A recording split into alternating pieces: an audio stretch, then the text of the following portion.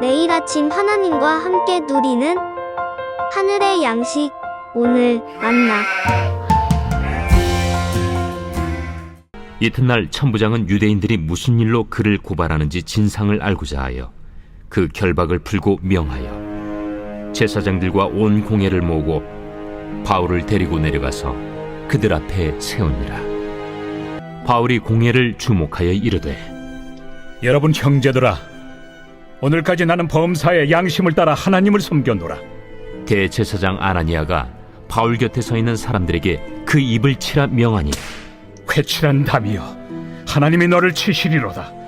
내가 나를 율법대로 심판한다고 앉아서 율법을 어기고 나를 치라 하느냐? 곁에 선 사람들이 말하되, 하나님의 대제사장을 네가 욕하느냐? 형제들아, 나는 그가 대제사장인 줄 알지 못하였노라. 기록하였으되 너의 백성의 관리를 비방하지 말라 하였느니라. 바울이 그중 일부는 사두개인이요 다른 일부는 바리새인인 줄 알고 공회에서 외쳐 이르되, 여러분 형제들아, 나는 바리새인이요 또 바리새인의 아들이라. 죽은 자의 소망 곧 부활로 말미암아 내가 신문을 받노라. 그 말을 한즉 바리새인과 사두개인 사이에 다툼이 생겨 무리가 나누어지니, 이는 사두개인은 부활도 없고 천사도 없고 영도 없다 하고 바리새인은 다 있다 함이라. 크게 떠들세 바리새인 편에서 몇 서기관이 일어나 다투어 이르되, 우리가 이 사람을 보니 악한 것이 없도다. 혹 영이나 혹 천사가 그에게 말하였으면 어찌하겠느냐? 큰 분쟁이 생기니 천부장은 바울이 그들에게 찢겨질까 하여 군인을 명하여 내려가 무리 가운데서 빼앗아 가지고 영내로 들어가라 하니라. 그날 밤에 주께서 바울 곁에 서서 이르시되, 담대하라. 네가 예루살렘에서 나의 일을 증언한 것 같이 로마에서도 증언하여야 하리라. 말싸움에서 이기는 방법에 대한 책들이 있습니다. 그 책들에서 여러 이야기를 하지만 결국 중요한 것은 흥분하지 않는 것이라 말합니다. 오늘 본문은 정치 권력과 종교 권력 사이에서 흥분하지 않고 자신의 의견을 명확하게 전달함으로 결과와 상관없이 대화에서 이기는 바울의 이야기가 나옵니다. 30절입니다. 이튿날 천부장은 유대인들이 무슨 일로 그를 고발하는지 진상을 알고자 하여 그 결박을 풀고 명하여 제사장들과 온 공회를 모으고 바울을 데리고 내려가서 그들 앞에 세우니라. 바울이 로마 시민이라는 사실이 확인된 후 천부장은 바울이 왜 분란에 휩싸였는지 파악하기 위해 사내들인 공의회를 소집합니다. 로마 군대 천부장이 사내들인 공의회를 소집할 수 있었던 것은 대제사장이 로마의 권세에 의해 임명된 시기였기 때문에 그렇습니다. 예수님을 모욕하며 로마의 권세에 의지했던 대제사장은 이제 로마의 권세에 의해 보호받는 바울에게 모욕을 당하게 됩니다. 1절 2절입니다. 바울이 공의회를 주목하여 이르되, 여러분 형제들아, 오늘까지 나는 범사의 양심을 따라 하나님을 섬겼노라 하거늘 대제사장 아나니아가 바울 곁에 서 있는 사람들에게 그 입을 치라 명하니, 진실을 전달하는 바울을 향해 대제사장 아나니아는 바울의 입을 치라 명합니다. 이는 아나니아가 얼마나 타락한 대제사장이었는지를 보여주는 장면입니다. 레위기 19장 15절에 이런 말씀이 있습니다. 너희는 재판할 때 불의를 행하지 말며 가난한 자의 편을 들지 말며 세력 있는 자라고 두둔하지 말고 공의로 사람을 재판할지며. 이처럼 하나님은 대제사장이 어떤 모습으로 재판을 해야 되는지 말해주셨습니다. 공의롭게 하라는 것입니다. 하지만 지금 아나니아는 그런 모습이 보이지 않습니다. 자신의 본분과 행해야 하는 모습이 어떤 것인지 모르는 것이죠. 이런 아나니아에게 바울은 마태복음 23장 27절에서 말하는 것처럼 화있을진저 외식하는 서기관들과 바리새인들이여 회칠한 무덤 같으니 라는 예수님의 말씀을 빌어 다시 한번 진리를 선포합니다. 3절입니다. 바울이 이르되, 회칠한 담이여, 하나님이 너를 치시리로다. 내가 나를 율법대로 심판한다고 앉아서 율법을 어기고 나를 치라 하느냐 하니. 바울이 이렇게 당당했습니다.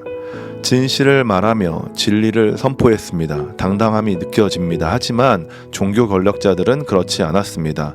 바로 분노하며 말하는 것이죠. 4절에 곁에 선 사람들이 말하되 하나님의 대제사장을 내가 욕하느냐.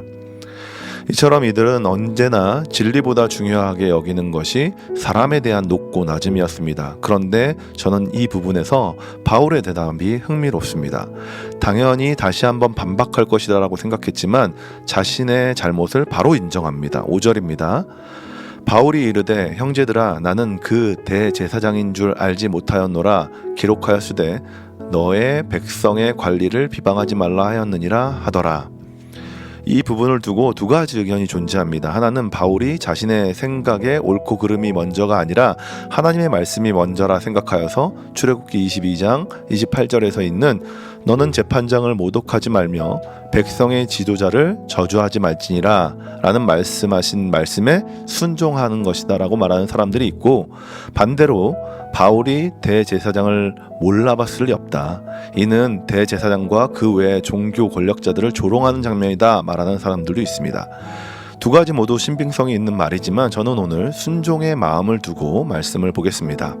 바울의 흥분하지 않고 하나님 말씀에 집중하는 모습을 보면서 바울이 얼마나 침착하게 자신을 변론하고 있는지를 볼 수 있는 것입니다. 그러면서 바울은 종교 권력자들에게 다음과 같이 말합니다. 6절입니다. 바울이 그중 일부는 사두개인이요 다른 일부는 바리새인인 줄 알고 공회에서 외쳐 이르되 여러분 형제들아 나는 바리새인이요 또 바리새인의 아들이라 죽은 자의 소망 곧 부활로 말미암아 내가 심판을 받노라. 이는 마치 팽팽하게 부풀어 있는 풍선에 바늘로 찌르는 것 같은 일이었습니다. 종교 지도자들끼리 팽팽하게 싸우며 대립해 있는 상황 속에 바울이 문제제기를 하면서 팽팽한 풍선이 터지고 여러 조각으로 풍선이 찢겨지게 되는 것이죠. 7절 8절입니다. 그 말을 한즉 바리새인과 사두개인 사이에 다툼이 생겨 무리가 나누어지니 이는 사두개인은 부활이 없고 천사도 없고 영도 없다 하고 바리새인은 다 있다 함이라. 결국 바리새인과 사두개인이 싸우게 되는데 이는 부활이 있다 없다의 문제였습니다. 바리새인은 부활이 있다 말하고 사두개인은 부활이 없다 말하는 것이죠. 그런데 바리새인은 부활이 있다 말하지만 예수님의 부활은 인정하지 않습니다. 결국 둘 다 틀린 이야기를 가지고 싸우고 있는 것입니다. 저는 이 모습을 보면서 대한민국 그리고 그 속에서 살아가고 있는 대한민국의 교회가 생각이 났습니다. 하나님의 말씀보다 우선이 되는 자신들의 고집과 아집 그리고 그것으로 사람들을 정죄하는 모습들이 너무 닮아 있다는 것입니다. 그런데 결국 어떻습니까? 양쪽에서 대립하여 싸우고 정치 권력가들은 자기 멋대로 하지만 바울은 흔들리지 않았습니다. 그가 흔들리지 않았던 이유가 어디에 있습니까? 확실한 증거, 바로 복음을 더 중요시 여겼기 때문에 그렇습니다. 사랑하는 성도 여러분, 우리 삶에 이런 일들이 참 많이 일어납니다. 세상에서 교회를 제압하고 교회 안에서 관습과 개인의 경험으로 진리가 왜곡됩니다. 그런데 이럴 때 흥분하지 않고 차분히 진리를 선포하는 일이 중요한 것입니다. 세상이 아무리 흔들려도 믿는 사람들이 왜곡해도 진리를 사수하고 진리 안에서 복음을 외치는 모두가 되시길 소망합니다. 그럴 때 바울이 고백한 것처럼 세상에서 교회에서 유익하다는 것들을 해로 여기고 표대를 향하여 달려가게 될 줄 믿습니다. 오늘 하루도 그런 삶을 살아가시길 소망합니다. 주님을 따라 온전한 길 안에서 흥분하지 않고 승리를 맛보시는 모든 성도님들이 되시길 주님의 이름으로 축원합니다.